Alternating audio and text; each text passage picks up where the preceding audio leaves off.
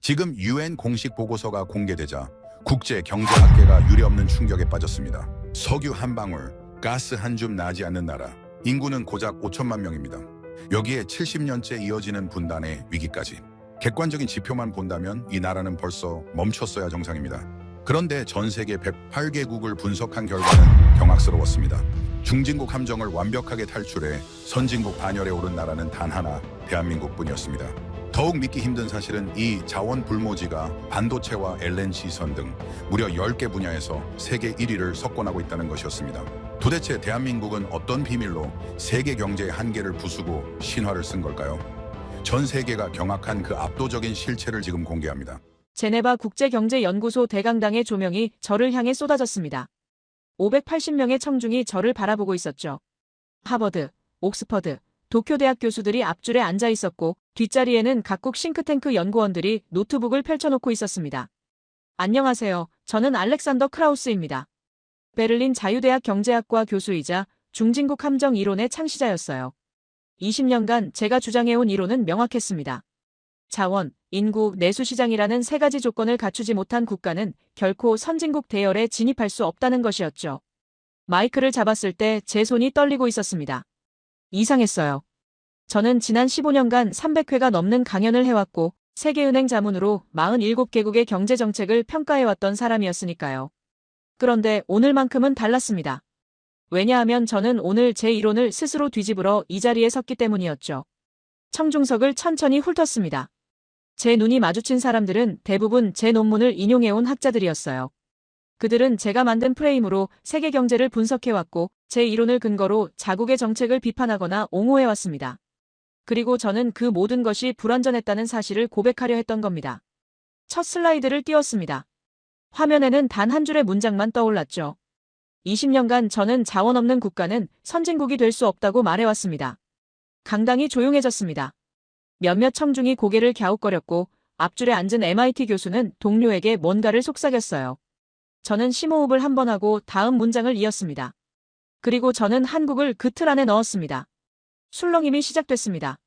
한국이라는 단어가 나오자 몇몇 아시아 학자들이 자세를 고쳐 앉았고 유럽 연구진들은 서로 눈을 마주쳤죠. 저는 두 번째 슬라이드를 넘겼습니다. UN 경제사회국이 발표한 보고서 표지가 화면을 가득 채웠어요.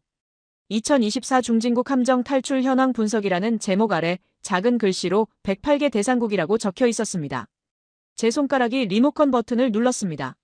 다음 페이지에는 거대한 숫자 하나가 떠올랐죠. 1. 단 하나의 국가만이 중진국 함정을 완전히 탈출했다는 의미였습니다. 그 아래 국가명이 나타났을 때 강당 전체가 숨을 멈춘 것 같았어요. 대한민국. 저는 단상 끝으로 걸어가 청중을 직접 바라봤습니다. 여러분, 저는 지난 6개월간 이 보고서를 읽고 또 읽었습니다. 제 목소리가 강당 전체에 울려 퍼졌죠. 108개국을 추적했던 20년간의 데이터 속에서 단 한 국가만이 모든 지표를 돌파했고 그 국가는 제가 만든 조건 중 단 하나도 충족하지 못한 나라였습니다. 뒷자리에서 누군가 노트북 타자 소리를 멈췄습니다. 앞줄의 하버드 교수는 팔짱을 풀고 앞으로 몸을 기울였어요. 저는 세 번째 슬라이드를 띄웠습니다. 한국의 기본 조건들이 나열됐죠. 영토 면적 세계 109위, 천연자원 보유량 하위 20%, 인구 5천만 명 수준. 제 이론대로라면 이 나라는 중진국에서 멈춰야 했습니다. 그런데 이 나라는 멈추지 않았습니다. 제가 말을 이어갔을 때 제 목소리에는 묘한 떨림이 섞여 있었어요. 1인당 GDP 3만 5천 달러를 넘어섰고 혁신지수에서 세계 상위권에 진입했으며 수출 구조는 선진국 수준을 초과했습니다. 그리고 이 모든 것을 단 한 세대 만에 이뤄냈죠. 네 번째 슬라이드가 올라왔습니다. 다른 국가들의 사례가 비교 차트로 나타났어요. 브라질은 1980년대 이후 정체됐고 멕시코는 NAFTA 이후에도 중진국 함정을 벗어나지 못했으며 말레이시아는 40년째 같은 구간을 맴돌고 있었습니다. 남아프리카 공화국, 터키, 아르헨티나 모두 마찬가지였죠. 그런데 한국만이 그 선을 완전히 뚫고 올라가 있었습니다. 청중석 한가운데서 손이 올라갔습니다. 런던 정경대 교수였어요. 그는 제 논문을 15년째 교재로 쓰고 있는 사람이었죠. 교수님, 그렇다면 교수님의 이론이 틀렸다는 말씀이십니까? 그의 질문은 날카로웠지만 목소리에는 당혹감이 묻어났습니다. 저는 고개를 끄덕였습니다. 적어도 불완전했다는 걸 인정해야 합니다. 제 대답에 강당이 다시 술렁였어요. 저는 조건을 받습니다. 하지만 구조를 보지 못했죠. 저는 자원의 양을 측정했지만 자원을 만들어내는 시스템은 간과했습니다. 5번째 슬라이드를 넘겼습니다. 한국의 R&D 투자율이 나타났어요. GDP 대비 4.93%. G20국가 중 1위였습니다. 이스라엘을 제외하면 전 세계에서 가장 높은 수치였죠. 이 나라는 땅에서 석유를 캐지 못하자 사람의 머리에서 기술을 캐냈습니다. 제 말에 몇몇 청중이 고개를 끄덕였어요. 저는 단상 중앙으로 돌아왔습니다. 마지막 슬라이드를 띄우기 전에 잠시 멈춰섰죠. 제 심장이 빠르게 뛰고 있었습니다. 20년간 쌓아온 학술적 명성이 이 순간 흔들릴 수도 있다는 걸 알고 있었어요. 하지만 학자로서 해야 할 일은 명확했습니다. 데이터가 이론을 뒤집는다면 이론을 바꿔야 하는 겁니다. 이 데이터를 본 순간 저는 제 가설을 다시 검토해야 했습니다. 제 목소리가 강당 구석구석까지 퍼져나갔어요. 그리고 오늘 이 자리에서 여러분께 말씀드리려는 것은 단순한 수정이 아닙니다. 완전히 새로운 관점입니다. 마지막 슬라이드가 화면에 떴습니다. 거기에는 단 한 문장만 적혀 있었죠. 한국은 예외가 아니라 새로운 공식이다. 저는 청중을 천천히 둘러봤습니다. 그들의 눈빛에서 회의, 호기심, 불편함, 그리고 기대가 뒤섞여 있는 걸 느낄 수 있었어요. 다음 시간 동안 저는 여러분께 증명하겠습니다. 제가 마이크를 내려놓으며 말했습니다. 왜 이 나라가 제 이론의 발레가 아니라 21세기 경제 성장의 새로운 모델인지를요. 강당의 조명이 약간 밝아졌습니다. 휴식 시간이었지만 아무도 자리를 뜨지 않았어요. 모두가 다음에 제가 무슨 말을 할지 기다리고 있었습니다. 저는 연단 옆 테이블에 놓인 물잔을 들었죠. 손이 여전히 떨리고 있었지만 이번에는 두려움 때문이 아니었습니다. 진실을 마주한 학자의 떨림이었어요. 휴식 시간이 끝나고 다시 자리로 돌아왔을 때 분위기가 달라져 있었습니다. 청중들의 눈빛이 날카로워져 있었어요. 특히 앞줄 왼쪽에 앉은 존 맥케런 교수의 표정이 심상치 않았죠. 그는 컬럼비아 대학 국제관계학과 석좌 교수이자 미국 국무부 경제자문을 15년간 맡아온 인물이었습니다. 제 이론을 가장 적극적으로 지지해온 학자 중 한 명이기도 했고요. 조명이 다시 어두워지고 제가 단상에 섰을 때 맥케런 교수가 손을 들지도 않고 일어섰습니다. 크라우스 교수님. 그의 목소리는 차분했지만 단호했어요. 한국의 성공을 부정하는 건 아닙니다만 우리가 놓치고 있는 변수가 있지 않습니까? 강당이 조용해졌습니다. 모두가 그의 다음 말을 기다리고 있었죠. 한국은 지난 70년간 미국의 안보 우산 아래 있었습니다. 맥케런 교수가 팔짱을 끼며 말을 이었어요. 주한미군 주둔 비용만 해도 연간 수십억 달러입니다. 한국이 국방비에 쓸 돈을 경제개발에 쏟아부을 수 있었던 건 결국 미국 덕분 아닙니까? 이건 단순히 자립적 성장이라고 보기 어렵습니다. 몇몇 청중이 고개를 끄덕였습니다. 프린스턴 대학 경제학과 교수는 노트에 뭔가를 적었고 일본 와세다 대학에서 온 연구원은 동료와 눈빛을 교환했어요. 맥케런 교수의 논리는 표면적으로 설득력이 있었습니다. 저도 과거에 비슷한 주장을 한 적이 있었죠. 저는 리모컨을 들어 새 슬라이드를 띄웠습니다. 좋은 지적입니다, 맥케런 교수님. 제 목소리는 침착했어요. 그렇다면 데이터를 봅시다. 화면에 반도체 시장 점유율 그래프가 나타났습니다. 메모리 반도체 부문에서 한국 기업들이 차지하는 비율이 70.3%로 표시돼 있었죠. 반도체 메모리 시장에서 한국은 세계의 70%를 생산합니다. 제가 청중을 향해 천천히 말했어요. 삼성전자와 SK하이닉스, 이 두 기업만으로요. 그런데 교수님, 이 기술은 누가 개발했습니까? 맥케런 교수가 입을 열려다 멈췄습니다. 저는 다음 슬라이드로 넘어갔죠. 1980년대 초반, 한국은 반도체 기술이 전혀 없었습니다. 화면에 연도별 기술 개발 타임라인이 떠올랐어요. 미국도 일본도 기술 이전을 거부했습니다. 그래서 한국 엔지니어들은 역설계로 시작했고 5년 만에 독자 기술을 개발했죠. 미국의 도움이 아니라 미국의 거절이 출발점이었습니다. 뒷자리에서 작은 술렁임이 일었습니다. 저는 말을 멈추지 않았어요. 더 중요한 건 지금입니다. 다음 슬라이드에는 2024년 AI 메모리 반도체 시장 데이터가 나타났습니다. 현재 전 세계 AI 데이터 센터에 들어가는 고대 역폭 메모리, HBM 시장에서 한국은 80% 이상을 공급하고 있습니다. 제 손가락이 화면의 특정 부분을 가리켰습니다. 엔비디아의 AI 칩, 구글의 TPU, 아마존의 클라우드 서버가 모두 한국산 메모리 없이는 작동하지 않습니다. 맥케런 교수님이 계신 미국의 AI 혁명 자체가 한국 반도체 위에서 돌아가고 있는 겁니다. 맥케런 교수의 얼굴이 굳어졌습니다.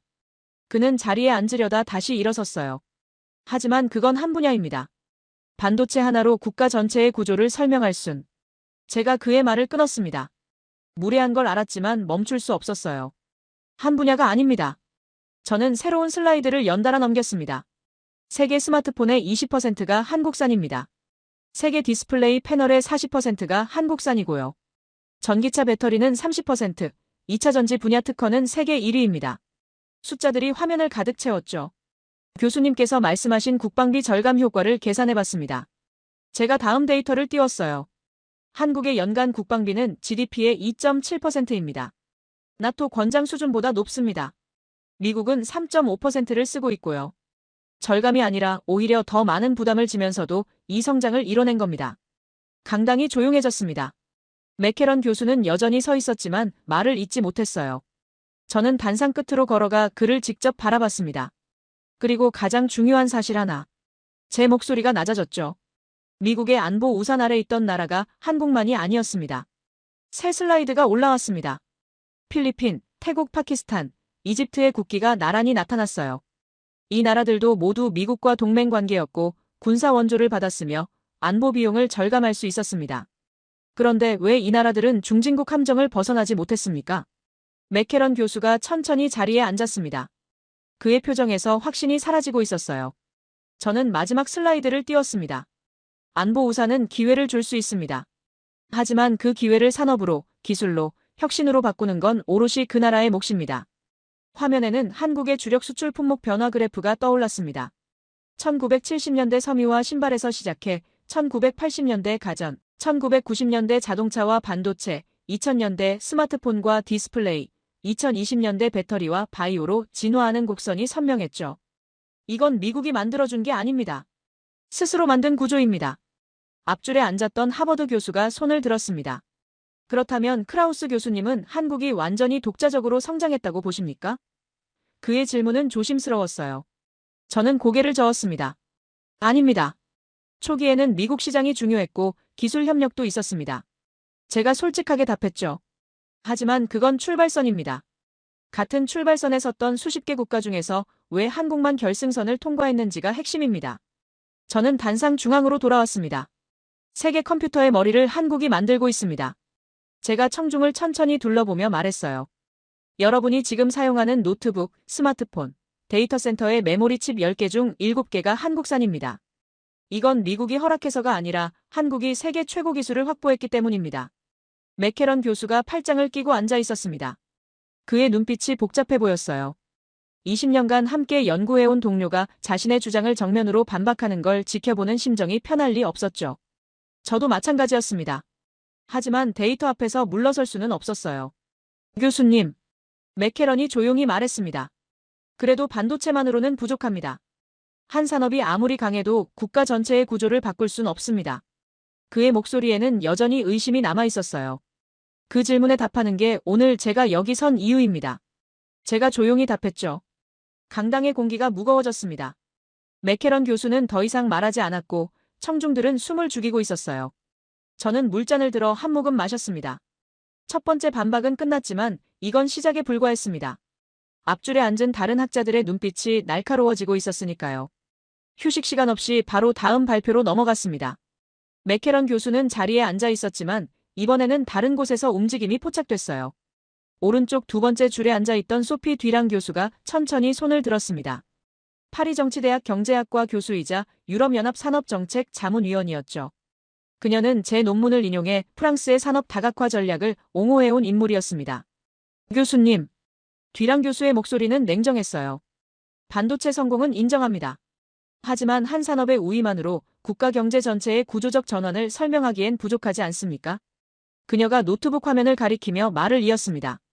네덜란드는 반도체 장비에서 독보적이고 스위스는 정밀기계에서 세계 최고입니다. 하지만 그들도 여전히 특정 분야에 집중된 경제 구조를 가지고 있죠. 몇몇 유럽 학자들이 고개를 끄덕였습니다. 뒤랑 교수의 논리는 타당해 보였어요. 저도 과거에 비슷한 주장을 펼쳤었으니까요. 단일 산업의 성공이 국가 전체의 발전을 보장하지는 않는다는 이론이었습니다. 저는 새로운 슬라이드를 띄웠습니다. 뒤랑 교수님 말씀이 맞습니다. 제가 인정하자 강당이 약간 술렁였어요. 한 산업만으로는 부족합니다. 그래서 다음 데이터를 준비했습니다. 화면에 에너지 분야 통계가 나타났죠. LNG 운반선 시장입니다. 제 손가락이 화면의 숫자를 가리켰어요. 한국은 전 세계 LNG 운반선의 86%를 건조합니다. 한국조선해양, 삼성중공업, 대우조선해양, 이 세 기업이 세계 시장을 장악하고 있죠. 뒤랑 교수가 고개를 갸웃거렸습니다. 단순히 배를 만드는 게 아닙니다. 제가 다음 슬라이드로 넘어가며 설명을 이었어요. LNG 운반선은 영하 163도의 액화천 연가스를 운송하는 초정밀 기술의 집약체입니다. 한 척당 가격이 2억 달러가 넘고 전 세계 천연가스 공급망의 핵심이죠. 유럽이 러시아 가스 의존도를 줄이고 중동과 미국에서 LNG를 수입할 때 그 가스를 실어 나르는 배가 바로 한국산입니다. 뒷자리에서 독일 학자가 뭔가를 메모했습니다. 저는 멈추지 않고 다음 데이터를 띄웠어요. 원자력입니다. 화면에 원전 건설단가 비교표가 나타났습니다. 한국은 원전을 킬로와트당 절반 가격에 건설합니다. 미국이나 프랑스가 100억 달러를 들여짓는 원전을 한국은 50억 달러에 완성하죠. 뒤랑 교수가 눈을 가늘게 떴습니다. 하지만 그건 건설 비용 절감 기술일 뿐. 제가 그녀의 말을 이어받았어요. 맞습니다. 하지만 이게 의미하는 건 효율성만이 아닙니다. 새 슬라이드에 UAE 바라카 원전 사진이 떠올랐죠. 2009년 한국은 중동 최초의 원전 수출국이 됐습니다. 제 목소리에 힘이 실렸어요. 프랑스와 미국을 제치고요. 그리고 지금 폴란드, 체코, 필리핀이 한국 원전을 도입하고 있습니다. 이건 단순한 가격 경쟁이 아니라 기술력, 안전성, 공기 준수 능력을 모두 인정받았다는 의미입니다. 강당이 조용해졌습니다. 뒤랑 교수는 팔짱을 끼고 있었지만 표정이 굳어 있었어요. 저는 다음 슬라이드를 준비했습니다. 그런데 이게 끝이 아닙니다. 화면에 로봇 밀도 통계가 나타났죠. 제조업 노동자 1만 명당 산업용 로봇 대수입니다. 막대 그래프가 화면을 가득 채웠어요. 한국은 1012대로 세계 1위입니다. 2위인 싱가포르가 670대, 일본이 397대, 독일이 371대죠. 한국은 2위 국가보다 50% 이상 높은 로봇 밀도를 유지하고 있습니다. 앞줄에 MIT 교수가 손을 들었습니다. 그건 인건비 상승 때문 아닙니까? 자동화가 필연적인 선택이었을 뿐. 저는 고개를 저었어요. 그렇다면 왜 다른 고임금 국가들은 한국만큼 자동화하지 못했습니까? 다음 슬라이드에 비교 데이터가 떠올랐습니다. 미국의 로봇 밀도는 274대입니다. 프랑스는 194대, 영국은 111대죠. 한국보다 먼저 산업화했고 자본도 풍부한 나라들이 왜 한국의 3분의 1 수준에 머물러 있습니까? 제 질문에 MIT 교수가 입을 다물었습니다. 이유는 간단합니다. 제가 단상을 가로질러 걸으며 설명했어요. 한국은 로봇을 단순한 대체제가 아니라 생산성 혁신의 도구로 봤습니다. 현대자동차, 삼성전자, LG전자의 공장들은 로봇과 인간이 협업하는 시스템을 구축했죠. 이건 선택이 아니라 전략이었습니다. 뒤랑 교수가 다시 손을 들었습니다. 교수님, 하지만 이 모든 건 제조업입니다. 제조업 중심 경제는 결국 한계에 부딪히지 않습니까? 선진국들이 서비스 경제로 전환하는 이유가 바로 그것 아닙니까? 그녀의 반박은 날카로웠어요. 저는 잠시 멈춰 섰습니다. 이 질문을 기다리고 있었거든요. 좋은 지적입니다. 새 슬라이드를 띄웠죠. 그래서 한국의 서비스 산업을 봅시다. 화면에 한류 콘텐츠 수출액 그래프가 나타났습니다. 2023년 한국의 콘텐츠 수출액은 134억 달러입니다. 제 목소리가 강당에 울려 퍼졌어요. 드라마, 영화, 음악 게임이 전 세계로 나갑니다. 넷플릭스 최고 시청률 드라마 상위권에 한국 작품이 포진해 있고 방탄소년단은 빌보드 차트를 석권했으며 기생충은 아카데미 작품상을 받았죠. 뒤랑 교수의 표정이 복잡해졌습니다. 저는 멈추지 않았어요. 게임 산업도 봅시다. 펍지, 리니지, 검은 사막이 전 세계에서 플레이되고 있습니다. 한국 게임 기업들의 해외 매출 비중은 70%를 넘어요. 이건 제조업이 아닙니다. 문화 콘텐츠이자 지식 재산입니다. 새로운 데이터가 화면에 떠올랐습니다. 의료 관광입니다. 2019년 한국을 찾은 외국인 환자가 49만 명이었습니다. 성형외과, 암치료, 건강검진 분야에서 아시아 1위죠. 그리고 K뷰티 산업은 전 세계 화장품 트렌드를 주도하고 있습니다. 뒤랑 교수가 고개를 숙였습니다. 저는 마지막 슬라이드를 띄웠어요. 뒤랑 교수님께서 말씀하신 산업 다각화, 한국은 이미 이뤄냈습니다. 화면에 한국의 산업 구조가 도표로 나타났죠. 반도체, 조선, 자동차, 배터리, 디스플레이, 철강, 석유화학, 콘텐츠, 바이오가 원형 차트를 고르게 채우고 있었습니다. 이건 하나의 산업이 아닙니다. 제가 천천히 말했어요. 구조입니다. 에너지 운송, 전력 생산, 제조 자동화, 문화 콘텐츠, 의료 서비스까지 모두 세계 최상위권입니다. 반도체 하나가 아니라 10개의 기둥이 동시에 한국 경제를 지탱하고 있는 겁니다. 뒤랑 교수가 천천히 고개를 끄덕였습니다. 그녀의 눈빛에서 저항이 사라지고 있었어요. 교수님. 그녀가 조용히 말했습니다. 인정합니다. 이건 단일 산업 우위가 아니라 시스템 전체의 경쟁력이군요. 저는 고개를 숙여 인사했습니다. 학자로서 동료의 인정만큼 값진 건 없었으니까요. 하지만 강당은 여전히 긴장감으로 가득했습니다. 앞줄 오른쪽에 앉은 일본 학자가 팔짱을 풀고 몸을 앞으로 기울이고 있었거든요. 다음 질문이 곧 날아올 거라는 걸 알 수 있었습니다. 저는 심호흡을 한 번 했습니다. 가슴이 두근거렸지만 멈출 수 없었어요. 아직 답해야 할 질문들이 남아 있었으니까요. 앞줄 오른쪽에 앉았던 다케우치 히로시 교수가 일어섰습니다. 도쿄대학 경제학부 교수이자 일본 내각부 인구문제 자문위원이었죠. 그는 지난 10년간 일본의 인구 감소와 경제 정체를 연구해온 인물이었고 제 이론을 인용해 인구가 국가 경쟁력의 핵심이라고 주장해왔습니다. 크라우스 교수님. 다케우치 교수의 목소리는 차분했지만 단호했어요. 한국의 산업 경쟁력은 인정합니다. 하지만 교수님께서 간과하신 게 있습니다. 그가 노트북에서 자료를 꺼내들었죠. 한국의 합계 출산율은 0.72명입니다. 세계 최저입니다. 2024년 기준으로 인구 감소가 가속화되고 있고요. 강당이 술렁였습니다. 몇몇 학자들이 고개를 끄덕이며 메모를 했어요. 다케우치 교수가 말을 이었습니다. 일본도 같은 길을 걸었습니다. 1990년대까지는 성장했지만 인구 감소와 함께 경제가 정체됐죠. 한국도 결국 같은 운명을 맞이하지 않겠습니까? 아무리 기술이 뛰어나도 사람이 줄어들면 내수가 무너지고 노동력이 부족해지고 결국 성장이 멈춥니다. 뒷자리에 중국 학자가 팔짱을 끼고 고개를 끄덕였습니다. 유럽 연구진들도 심각한 표정으로 다케우치 교수를 바라보고 있었어요. 인구 문제는 선진국들이 공통으로 직면한 과제였으니까요. 저 역시 과거에 비슷한 우려를 표명한 적이 있었습니다. 저는 새로운 슬라이드를 띄웠습니다. 다케우치 교수님, 정확한 지적입니다. 제가 인정하자 강당이 조용해졌어요. 한국의 인구 감소는 심각합니다. 하지만 데이터를 조금 더 깊이 들여다봅시다. 화면에 한국과 일본의 생산성 비교 그래프가 나타났죠. 일본과 한국의 차이점입니다. 제 손가락이 화면을 가리켰어요. 일본은 인구가 줄어들 때 생산성 향상 속도가 둔화됐습니다. 하지만 한국은 정반대입니다. 인구 감소 속에서도 노동 생산성이 연평균 3.2%씩 증가하고 있죠. 그래프의 두 선이 극명하게 갈라지고 있었습니다. 다케우치 교수가 눈살을 찌푸렸습니다. 하지만 그건 일시적인 현상일 수.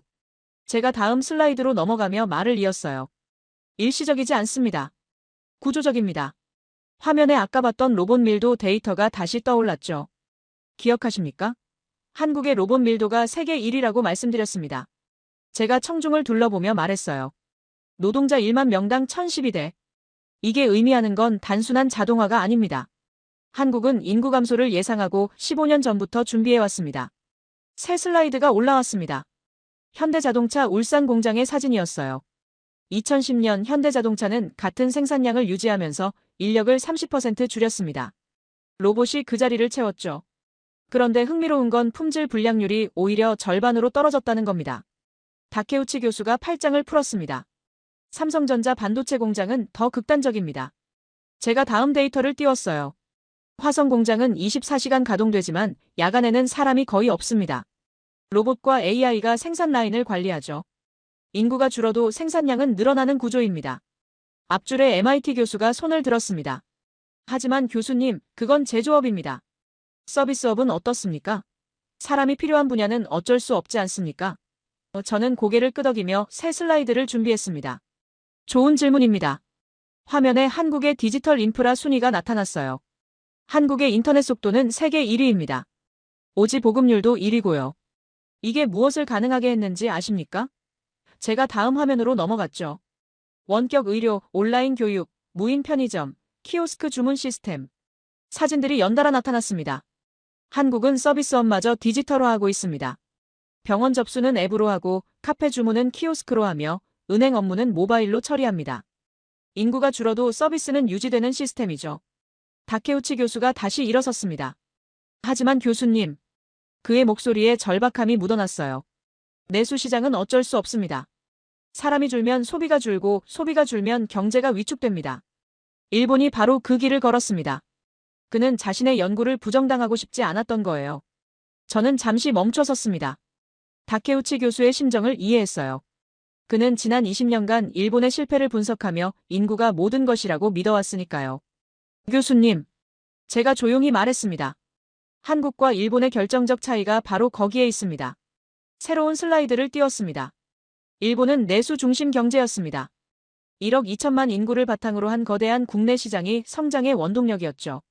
일본의 GDP 구성 비율이 화면에 나타났어요. 하지만 인구가 줄자 내수가 무너졌고 성장이 멈췄습니다. 다음 화면으로 넘어갔습니다. 한국은 처음부터 달랐습니다. 한국의 수출 의존도 그래프가 떠올랐죠. GDP 대비 수출 비중이 40%입니다. 한국은 5천만 내수 시장이 아니라 80억 글로벌 시장을 타깃으로 삼았습니다. 인구가 줄어도 세계 시장은 그대로니까요. 다케우치 교수의 얼굴이 굳어졌습니다. 저는 구체적인 데이터를 이어갔어요. 삼성 스마트폰의 90%가 해외에서 팔립니다. 현대차도 75%가 수출이고요. 한국 기업들은 국내 인구 감소에 영향받지 않는 구조를 이미 만들어뒀습니다. 그리고 여기 더 흥미로운 데이터가 있습니다. 제가 새 슬라이드를 띄웠어요. 한국의 1인당 생산성 증가율이 나타났습니다. 인구가 줄면서 1인당 GDP는 오히려 빠르게 증가하고 있습니다. 2010년 2만 달러였던 게 2024년 3만 5천 달러를 넘어섰죠. 사람은 줄었지만 개인의 생산성과 소득은 늘어난 겁니다. 앞줄에 하버드 교수가 메모를 하며 고개를 끄덕였습니다. 저는 마지막 데이터를 준비했어요. 그리고 한국은 인구 감소를 핑계로 멈추지 않았습니다. 화면에 한국의 R&D 투자 추이가 나타났죠. 2015년부터 2024년까지 인구는 정체됐지만 R&D 투자는 2배로 늘었습니다. 그래프의 선이 가파르게 상승하고 있었어요. AI, 바이오, 양자 컴퓨팅, 우주항공 분야에서 공격적으로 투자하고 있습니다. 사람이 줄면 기술로 채운다는 전략이죠. 다케우치 교수가 천천히 자리에 앉았습니다. 그의 눈빛이 흔들리고 있었어요. 교수님, 그가 조용히 말했습니다. 그렇다면 일본은 무엇을 잘못한 겁니까? 그의 목소리에 절망이 묻어났습니다. 저는 단상 끝으로 걸어가 그를 직접 바라봤습니다. 일본은 인구를 변명으로 삼았습니다. 한국은 인구 감소를 극복할 과제로 봤죠. 제 말에 강당이 숨을 죽였어요. 일본은 과거의 성공 방식을 버리지 못했습니다. 한국은 미래를 위해 구조를 바꿨고요. 마지막 슬라이드를 띄웠습니다. 한국은 인구 대신 로봇을 선택했습니다. 내수 대신 세계를 선택했고 양적 성장 대신 질적 성장을 선택했습니다. 화면에 세 개의 키워드가 떠올랐죠. 자동화, 세계화, 혁신. 다케우치 교수는 더 이상 반박하지 않았습니다. 그는 고개를 숙이고 뭔가를 메모하고 있었어요. 20년간 믿어온 이론이 흔들리는 순간이었죠. 저도 그 심정을 이해했습니다.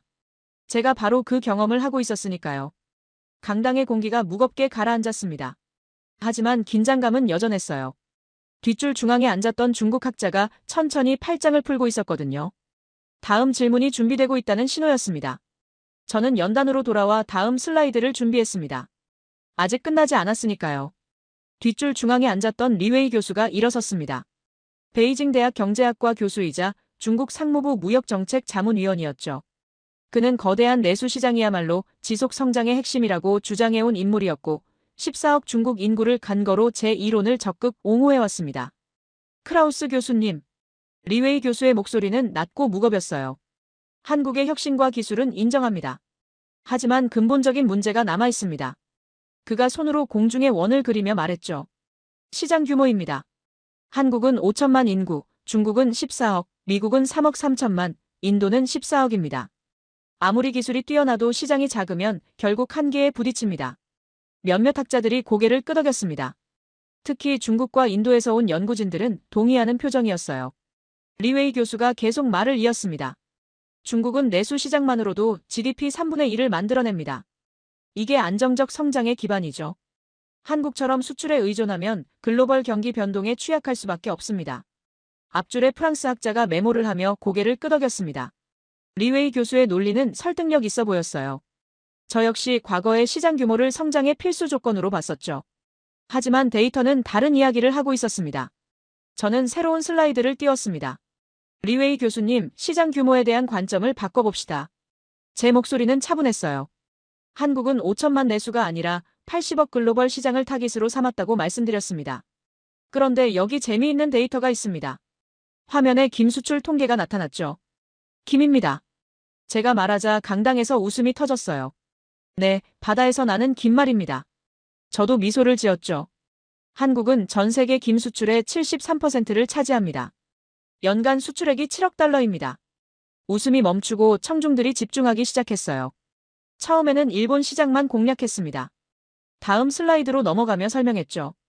그런데 지금은 미국 월마트, 영국 테스코, 프랑스 까르푸에서 한국 김을 팝니다. 5천만 한국인만 먹던 김을 80억 세계인의 간식으로 만든 겁니다. 리웨이 교수가 눈살을 찌푸렸습니다. 이건 시작일 뿐입니다. 저는 다음 데이터를 띄웠어요. 라면입니다. 화면에 한국 라면 수출액 그래프가 나타났습니다. 2024년 수출액 15억 달러. 신라면이 미국 아마존 베스트셀러고 불닭볶음면이 전 세계 청소년들 사이에서 챌린지 영상을 만들어냈죠. 뒷자리에 젊은 연구원 몇몇이 고개를 끄덕였습니다. 그들도 분명 불닭볶음면 챌린지를 알고 있을 거예요. 한국은 5천만 시장을 위한 라면이 아니라 80억을 위한 라면을 만들었습니다. 매운맛을 글로벌 트렌드로 바꿨죠. 리웨이 교수가 손을 들었습니다. 하지만 교수님, 그건 식품입니다. 소비재 몇 가지로 시장 규모의 한계를 극복할 순. 제가 다음 슬라이드를 띄우며 말을 이었어요. 그렇다면 화장품을 봅시다. 화면에 K뷰티 시장 점유율이 나타났습니다. 한국 화장품의 미국 수입액이 중국, 프랑스를 제치고 1위입니다. 리웨이 교수의 표정이 굳어졌어요. 에스티로더, 로레알이 있는 시장에서 아모레퍼시픽과 LG생활건강이 점유율을 늘리고 있습니다. 왜일까요? 다음 슬라이드로 넘어갔습니다. 한국 화장품은 혁신 속도가 다릅니다. 제품 출시 주기 비교표가 떠올랐죠. 유럽 브랜드가 1년에 신제품 10개를 내놓을 때 한국 브랜드는 50개를 냅니다. 작은 시장에서 살아남으려면 빨리 변화해야 했고 그 속도가 글로벌 경쟁력이 됐습니다. 쿠션 팩트, 투피 플러스 크림, 시트 마스크. 제품 사진들이 연달아 나타났어요. 이 모든 게 한국에서 시작됐고 이제 세계 표준이 됐습니다. 5천만 시장의 한계를 혁신 속도로 극복한 겁니다. 앞줄에 MIT 교수가 뭔가를 메모했습니다. 리웨이 교수가 다시 일어섰습니다. 교수님, 소비재는 인정하겠습니다. 하지만 내수가 약하면 경제 위기 때 버틸 수가 없습니다. 2008년 금융위기 때 수출 중심 국가들이 얼마나 타격을 받았는지 아시지 않습니까? 그의 반박은 예리했어요. 저는 잠시 생각했습니다. 맞는 말이었죠. 한국도 2008년에 큰 타격을 받았으니까요. 맞습니다. 제가 인정했어요. 하지만 그 이후를 봅시다. 새 슬라이드에 2008년 이후 한국과 다른 국가들의 회복 속도가 나타났습니다. 한국은 1년 만에 회복했습니다. 그래프의 선이 급격히 반등하고 있었어요. 내수 중심 경제들보다 오히려 빨랐죠. 왜일까요? 수출 시장이 다변화돼 있었기 때문입니다. 다음 데이터를 띄웠습니다. 한국의 교역국은 230개가 넘습니다. 미국 시장이 막히면 유럽으로, 유럽이 막히면 아시아로, 아시아가 막히면 중동으로 전환했죠. 그리고 여기 더 중요한 데이터가 있습니다. 화면에 한국 기업들의 해외 생산 비율이 나타났어요. 삼성전자는 베트남에 공장을 지었습니다.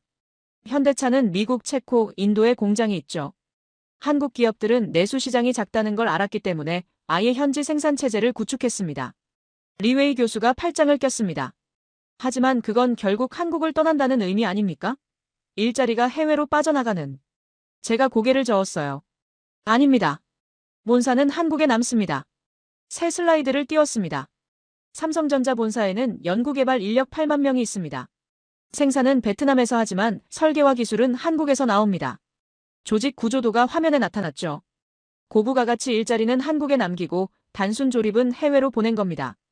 작은 시장의 한계를 글로벌 네트워크로 극복한 거예요. 앞줄에 하버드 교수가 손을 들었습니다.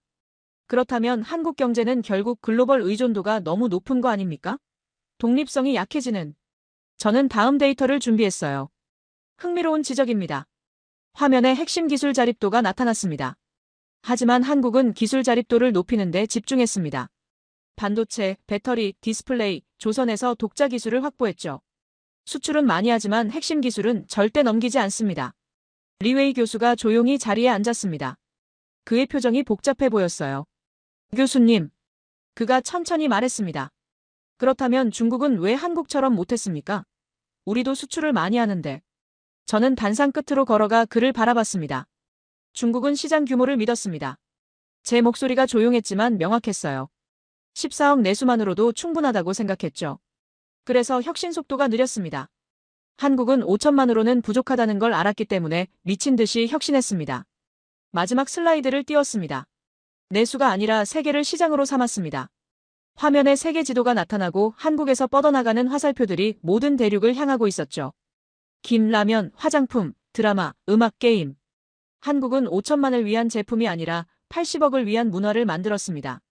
리웨이 교수는 더 이상 반박하지 않았습니다. 그는 고개를 끄덕이며 노트에 뭔가를 적고 있었어요. 거대한 시장을 가진 중국의 학자가 작은 시장의 한국에게 배워야 한다는 사실을 받아들이는 순간이었죠. 강당 전체가 숨을 죽였습니다. 미국, 프랑스, 일본, 중국 학자들의 반박이 모두 무너졌어요. 하지만 긴장감은 여전했습니다. 앞줄 맨 왼쪽에 앉았던 독일 학자가 천천히 자세를 고쳐 앉고 있었거든요. 마지막 질문이 남아 있었습니다. 가장 근본적인 질문이요. 저는 연단으로 돌아와 물을 한 모금 마셨습니다. 입술이 바짝 말라 있었어요. 하지만 멈출 수 없었습니다. 이제 마지막 단계가 남아 있었으니까요. 앞줄 맨 왼쪽에 앉았던 볼프강 슈미트 교수가 천천히 일어섰습니다. 프랑크푸르트 대학 자원경제학과 교수이자 독일 경제에너지부 자문위원이었죠. 그는 제 이론의 가장 핵심적인 지지자였어요. 자원이 없는 국가는 결국 한계에 부딪힌다는 제 주장을 15년간 독일 정책에 반영해온 인물이었습니다. 크라우스 교수. 슈미트 교수의 목소리는 무겁고 진지했어요. 오늘 발표를 듣고 많은 걸 배웠습니다. 기술, 혁신, 시장 전략 모두 훌륭합니다. 그가 잠시 멈췄다가 말을 이었죠. 하지만 교수님, 가장 근본적인 질문을 빼놓으셨습니다. 차원입니다. 강당이 긴장감으로 가득 찼습니다. 모두가 그의 다음 말을 기다리고 있었어요. 한국은 석유가 없습니다. 천연가스도 없고 철광석도 없으며 희토류도 없습니다. 슈미트 교수가 손가락을 하나씩 펴며 열거했죠. 독일도 자원이 부족하지만 루르 지역에 석탄이라도 있었습니다. 한국은 그마저도 없지 않습니까? 몇몇 학자들이 고개를 끄덕였습니다. 이건 제 이론의 핵심이었어요. 자원 없는 국가는 영원히 선진국 클럽에 들어올 수 없다는 가설 말이죠. 슈미트 교수가 계속 말했습니다. 아무리 기술이 뛰어나도 원자재를 수입해야 한다면 결국 자원 보유국에 종속될 수밖에 없습니다. 이건 구조적 한계 아닙니까? 저는 새로운 슬라이드를 띄웠습니다. 슈미트 교수님, 정확한 지적입니다. 제 목소리는 차분했지만 떨리고 있었어요. 이 질문이야말로 제가 20년간 믿어온 이론의 핵심이었으니까요. 한국은 천연자원이 거의 없습니다. 하지만 데이터를 봅시다. 화면에 한국의 R&D 투자 비율이 나타났죠. GDP 대비 연구개발 투자 비율입니다. 제 손가락이 화면을 가리켰어요. 한국은 4.93%로 G20국가 중 1위입니다. 미국이 3.5%, 독일이 3.1%, 일본이 3.3%죠. 한국은 다른 선진국들보다 GDP에 더 많은 비중을 연구개발에 쏟아붓고 있습니다. 슈미트 교수가 눈살을 찌푸렸습니다. 하지만 교수님, 그건 투자액일 뿐. 제가 다음 슬라이드로 넘어가며 말을 이었어요. 결과를 봅시다. 화면에 특허 출원 통계가 나타났습니다. 국제 특허 출원 건수에서 한국은 세계 4위입니다. 인구 5천만 명 국가로서는 압도적이죠. 다음 데이터를 띄웠습니다. 더 중요한 건 특허의 질입니다. 특허 인용 지수가 화면에 나타났어요. 한국 특허는 다른 특허에 인용되는 비율이 높습니다. 이건 실제로 쓸모있는 기술이라는 의미죠. 단순히 숫자만 많은 게 아니라 질적으로도 우수하다는 겁니다. 앞줄에 MIT 교수가 메모를 하며 고개를 끄덕였습니다. 저는 계속 이어갔어요. 그리고 여기 더 놀라운 데이터가 있습니다. 새 슬라이드에 인적자본 지수가 나타났습니다. 세계은행이 측정한 인적자본 지수에서 한국은 세계 최상위권입니다. 무엇이 인적자본을 만들까요? 제가 청중을 둘러보며 물었어요. 교육입니다. 다음 화면으로 넘어갔죠. 한국의 고등교육 이수율은 70%입니다. OECD 평균의 2배 수준이에요. 그리고 이공계 졸업생 비율은 35%로 세계 최고 수준입니다. 슈미트 교수가 팔짱을 끼고 서 있었습니다. 저는 더 깊이 들어갔어요. 1960년대 한국의 문맹률은 30%였습니다. 과거 사진이 화면에 떠올랐죠. 하지만 정부는 GDP의 5% 이상을 교육에 투자했습니다. 가난한 나라가 할 수 있는 최대치였어요. 다음 슬라이드로 넘어갔습니다. 그 결과 2000년대에는 문맹률이 사실상 0%가 됐고 PISA 학업성 취도에서 세계 최상위권에 진입했습니다. 한 세대 만에 이뤄낸 거예요. 제 목소리에 감정이 실렸습니다. 교수님.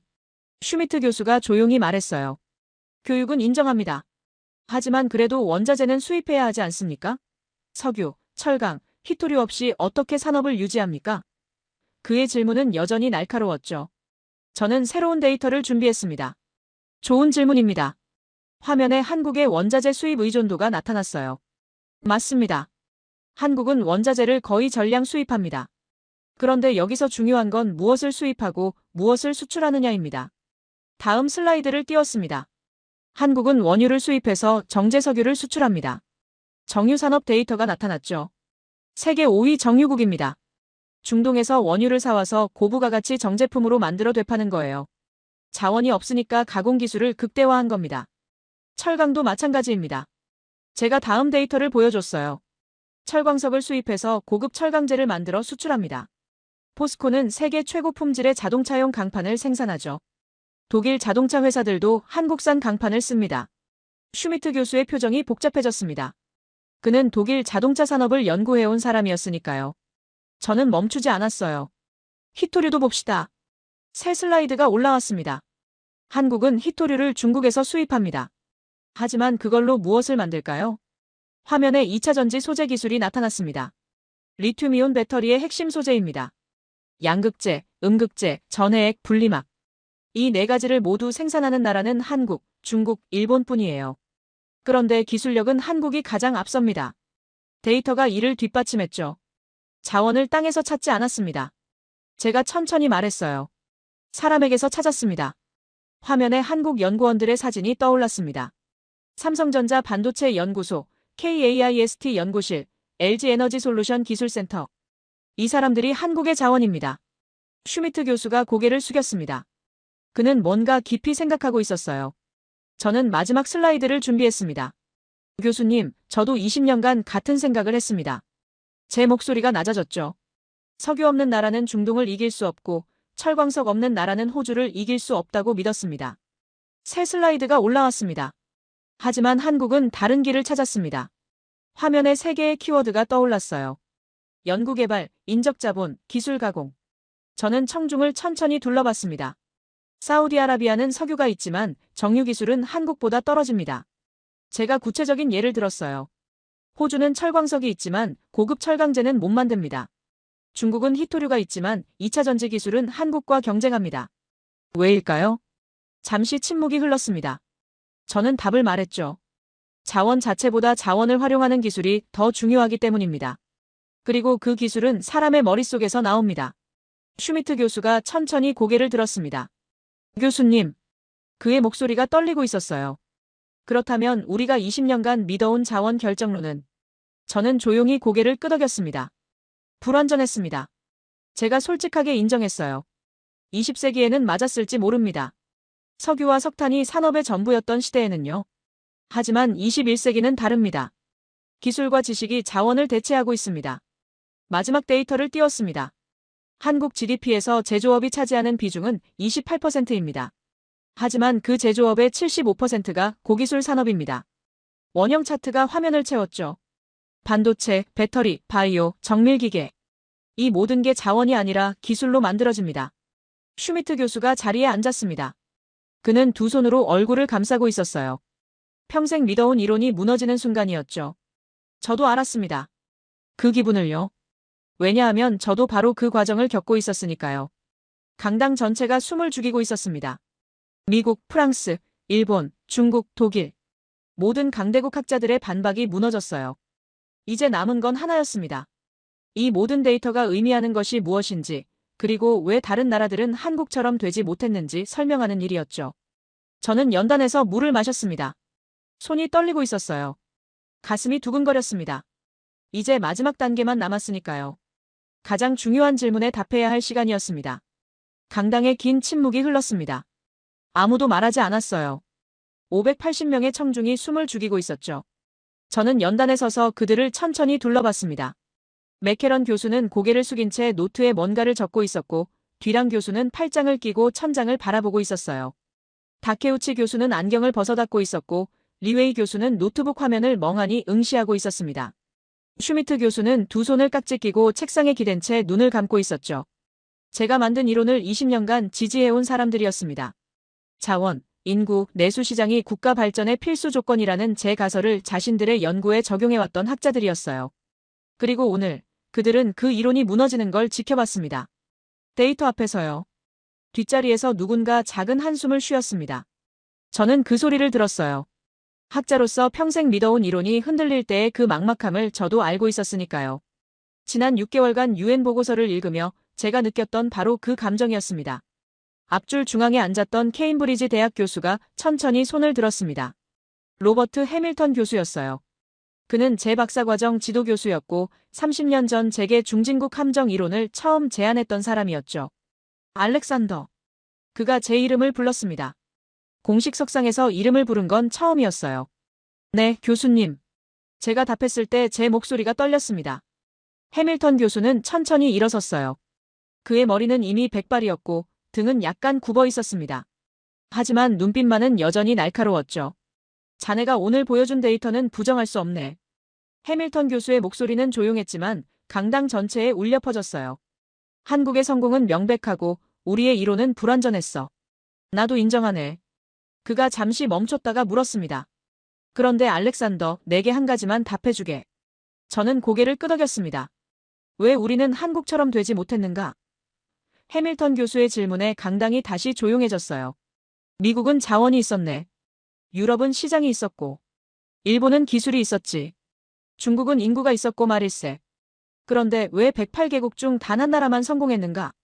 그의 질문은 이 자리에 모인 모든 학자가 궁금해하는 것이었습니다. 저도 지난 6개월간 계속 자문해온 질문이었어요. 왜 한국만이었는가? 같은 조건의 다른 나라들은 왜 실패했는가? 저는 새로운 슬라이드를 띄웠습니다. 교수님, 그 답을 찾는데 6개월이 걸렸습니다. 화면에 한국과 다른 중진국들의 비교표가 나타났어요. 브라질, 멕시코, 말레이시아, 터키, 남아공. 이들도 모두 기회가 있었습니다. 하지만 결정적 차이가 있었죠. 다음 슬라이드로 넘어갔습니다. 우리는 조건을 믿었습니다. 제 목소리가 강당에 울려 퍼졌어요. 자원이 있으면 성공할 수 있다고 믿었고, 인구가 많으면 성장할 수 있다고 믿었으며, 시장이 크면 버틸 수 있다고 믿었습니다.